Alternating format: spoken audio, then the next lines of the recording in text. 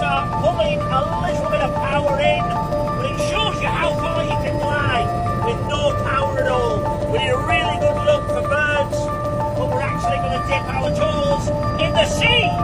So we're going to dip our toes in the sea. We're nearly there. We've got birds in front of us. They'll move out the way. But right at the very front, here is the Atlantic. The next place after this is America. So we don't want to get this wrong.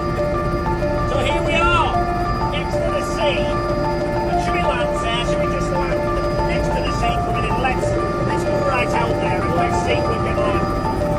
So, if we look down here, I'm just with the collective and the cycling, just going to hover slightly until I land the skids on the ground. Let's just get that down. So if you look there in front of us, Sarah, down at the floor, we're actually on the beach. Hooray! So, you can land on the beach anywhere you want as long as there's nobody around for at least 500 feet. No vessels, no cars, no people.